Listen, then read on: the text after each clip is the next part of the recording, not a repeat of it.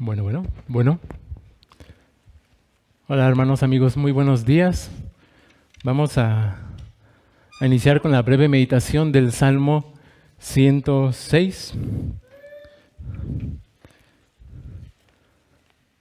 El Salmo 106, hermanos, amigos, es un llamado a alabar a Dios por su bondad, que se muestra en sus grandes actos de misericordia al perdonar las constantes infidelidades de su pueblo, y esto debido a la gran fidelidad de Dios a su pacto. Pues el pacto, hermanos, es un tema importante en el Salmo 106 para poder entender los actos de Dios. El Salmo 106, hermanos, es el último salmo del cuarto libro de los Salmos, que inicia con el Salmo 90. Y si nosotros lo comparamos con el Salmo 105, que nos compartió nuestro hermano Gustavo el domingo pasado, nuestro hermano nos dijo que es probable que haya sido escrito el Salmo 105 por David. Pues de igual manera el Salmo 106 es muy probable que David lo haya escrito, aunque textualmente no vemos aquí que aparece su nombre. Y esto porque en el libro de Crónicas, en el primer libro de Crónicas, capítulo 16, tenemos textualmente tanto el versículo 1 como los dos últimos versículos del Salmo 106. Siguiendo con esta comparación con el Salmo 105, así como en el Salmo 105 la exhortación era recuerden las maravillas de Dios, en este Salmo 106 la queja es olvidaron sus maravillas. También mientras que en el Salmo 105 se enfocó en los actos de la redención de Dios, el Salmo 106 se enfoca en el pecado del pueblo de Israel.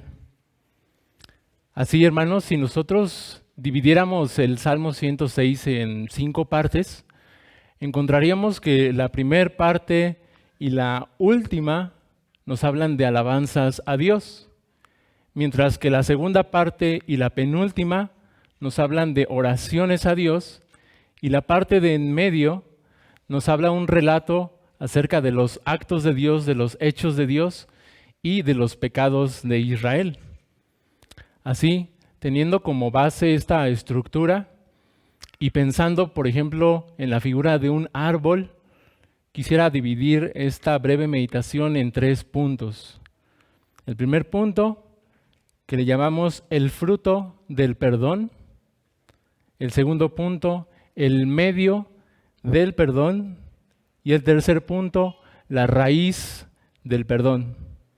Nuevamente, número 1, el fruto del perdón, que lo vemos en los versículos 1 al 3 y el versículo 48. Después, el medio del perdón, que lo vemos en los versículos 4 al 7 y el versículo 47. Y la raíz del perdón, que lo vemos de los versículos del 8 al 46. Iniciemos con el fruto del perdón. Primer punto, el fruto del perdón. Es curioso aquí, hermanos, que un salmo que habla acerca del pecado de Israel comienza con un llamado a alabar a Dios. Y esto es porque precisamente el fruto del perdón es esa alabanza del pecador después de que ha recibido las misericordias de Dios. Además notamos que este salmo, si vimos bien, si leímos, empieza y termina con la palabra aleluya, cuyo significado es alabanza a Yahá o alabar a Yahweh. Y ese nombre Yahweh, o que lo vemos en nuestras Biblias como Jehová, es el nombre por excelencia de Dios. Pues este nombre de Dios nos habla de su trascendencia, es decir, que Dios está por encima de todos, por encima de su creación, distinto a su creación.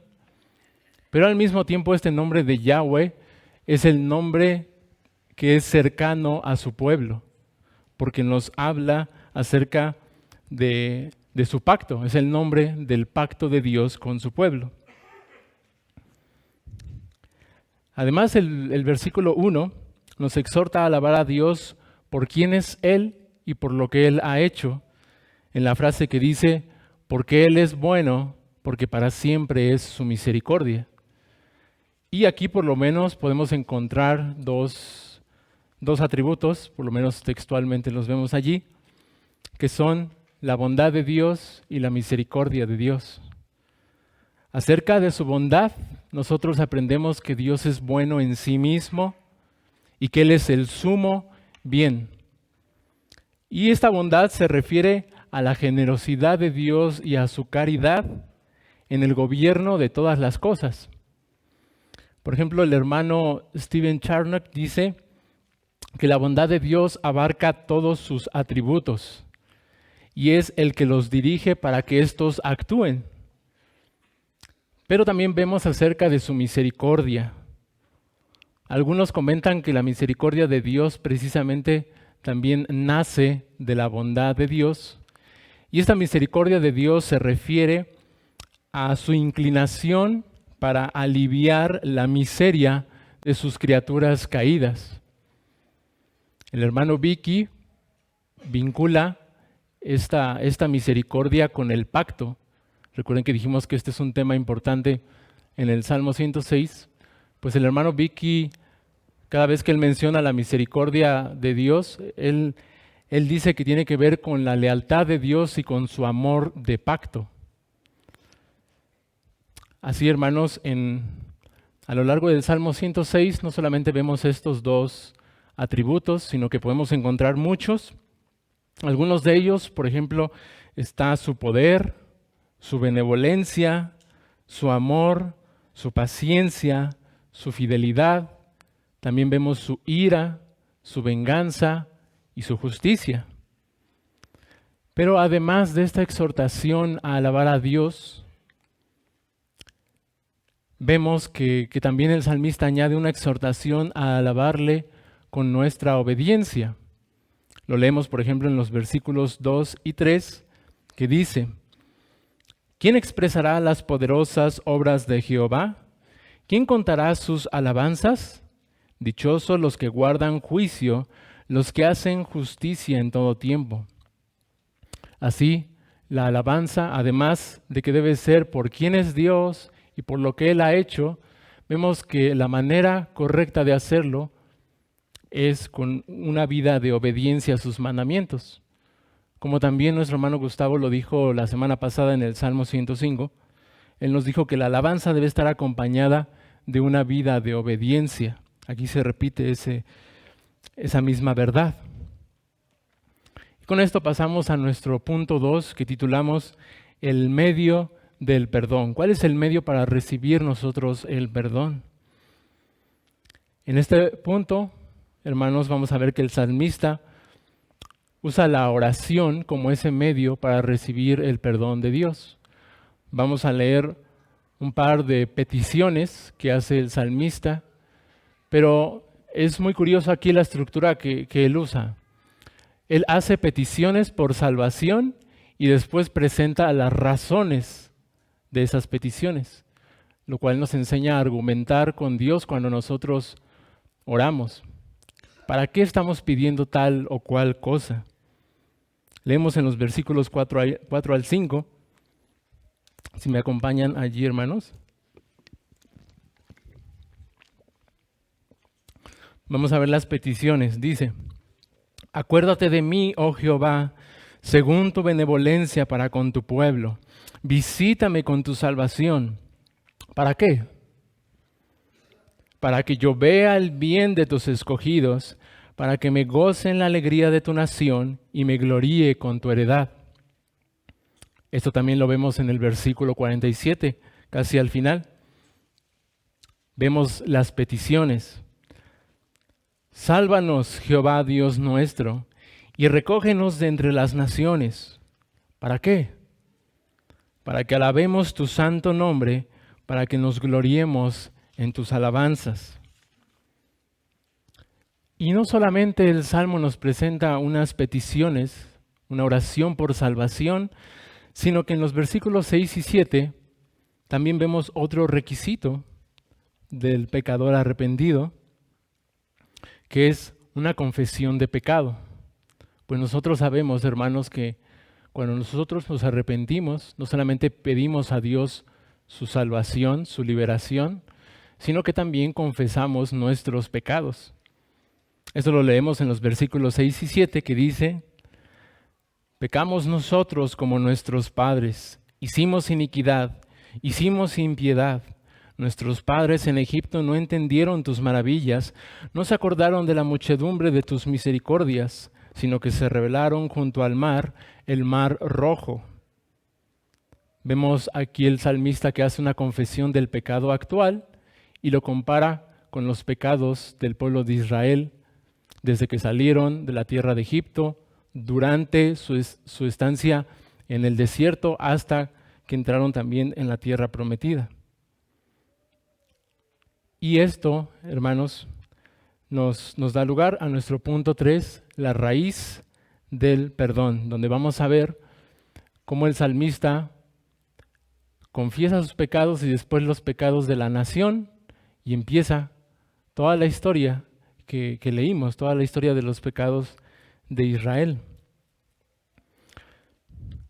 Ya vimos entonces el fruto del perdón, que es alabanza a Dios y una vida de obediencia a sus mandamientos.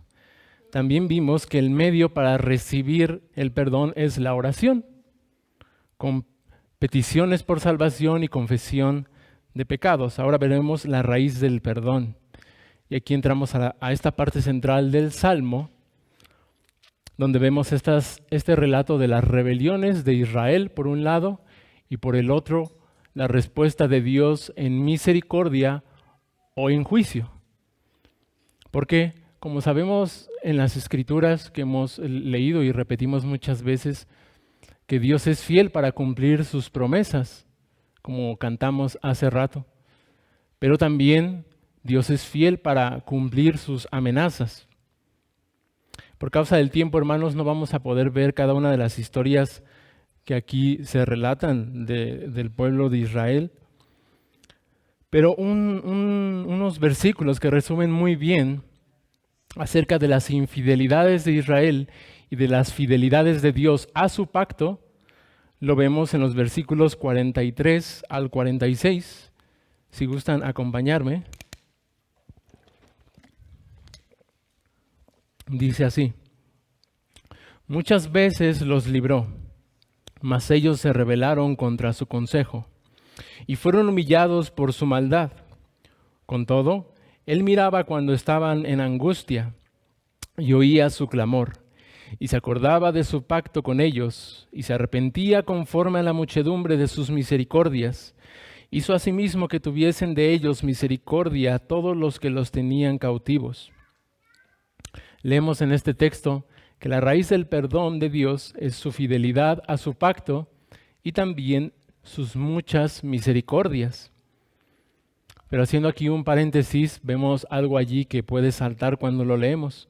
¿A qué se refiere con que Dios se arrepentía? ¿Acaso es un arrepentimiento como el que hablamos en el punto 2, que requiere petición por salvación y confesión de pecado?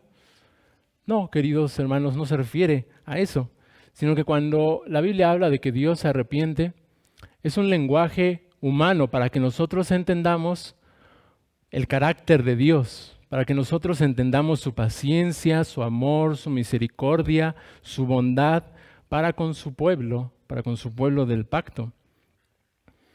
Así que entonces la raíz del perdón de Dios es Dios mismo, como también lo atestigua el versículo 8, que nos dice que Él los salvó por amor de su nombre para hacer notorio su poder. Ahora vamos a ver dos ejemplos de todos estos relatos de la historia del pueblo de Israel.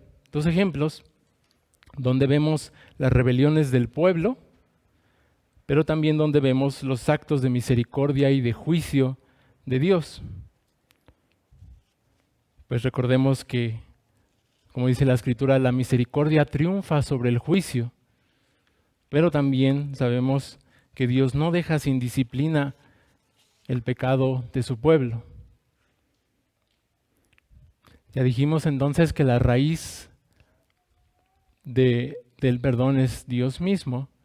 Y estos dos pasajes que vamos a ver nos revelan algo más de esta raíz, porque lo veremos en la figura de nuestro Señor Jesucristo, reflejado tanto en la intercesión de Moisés como en la intercesión del sacerdote Finés. Primero veremos esta misericordia de nuestro Señor Jesucristo como mediador a favor de los pecadores en la figura de Moisés. Pues recordemos que Moisés intervino después de que el pueblo había abandonado a Dios y se habían inclinado a aquel becerro de oro. Y entonces Dios había amenazado con destruirlos y Moisés intervino. Porque leemos en el versículo 43 que dice: y trató de destruirlos de no haberse interpuesto Moisés o escogido delante de él, a fin de apartar su indignación para que no los destruyese. Esto nos recuerda la mediación de nuestro Señor Jesucristo en la cruz a favor de los pecadores al sufrir ese juicio que nosotros merecíamos, como la raíz de nuestro perdón. Pero también vamos a ver la venganza de nuestro Señor Jesucristo como mediador en contra del pecado en medio de su pueblo, en la figura de Finés. Pues recordemos esa historia también cuando el pueblo de Israel se había apartado, se habían mezclado con mujeres que eran extranjeras, violando así el mandamiento de Dios, y entonces Dios envió una plaga de mortandad. Y leemos en el versículo 30 que se levantó Finés e hizo juicio, y se detuvo la plaga, y le fue contado por justicia de generación en generación para siempre. Esto nos recuerda la disciplina del Señor en el juicio santificador que Él ejecuta en su iglesia cuando ésta persiste en pecar. Así entonces, queridos hermanos y amigos, nuestro Señor Jesucristo no solamente es la raíz de nuestro perdón, sino que también es la raíz de nuestra santificación.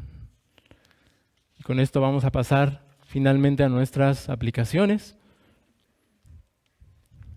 Veremos 3 aplicaciones. Y en la tercera vamos a detenernos un poco más por causa del tiempo. Pero bueno, la primera aplicación, el Salmo 106, nos enseña cómo alabar a Dios. Ya vimos por quién es Él, por lo que Él ha hecho, y la manera adecuada es con una vida de obediencia. Además, el Salmo 106 nos enseña cómo orar. Ya vimos argumentando, con argumentos, con peticiones, pero también con confesión de pecado, siendo precisos, siendo detallados en esa confesión, como vemos en todo el Salmo 106. Y también, punto número 3, nos enseña a confiar en Cristo como nuestro mediador entre Dios y los hombres. Aquí, querido amigo, ¿cómo puedes tú confiar en Cristo como el mediador? Debes de confiar tú en la gran bondad y en la gran misericordia de Cristo, que sufrió en lugar de los pecadores. De lo contrario, vemos también en el Salmo 106 ira y juicio. Esta mañana, esta tarde, tú tienes que besar el cetro de la misericordia que se te ofrece hoy a través del Evangelio. En esa invitación generosa, amorosa y paciente para que beses ese cetro y seas salvo. No vaya a ser que ese cetro se convierta en una espada contra ti y sea demasiado tarde. Debes de temer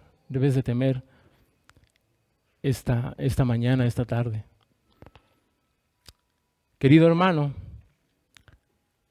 hay suficiente razón para que nosotros seamos un pueblo alegre, un pueblo gozoso, como nos invita el Salmo 106.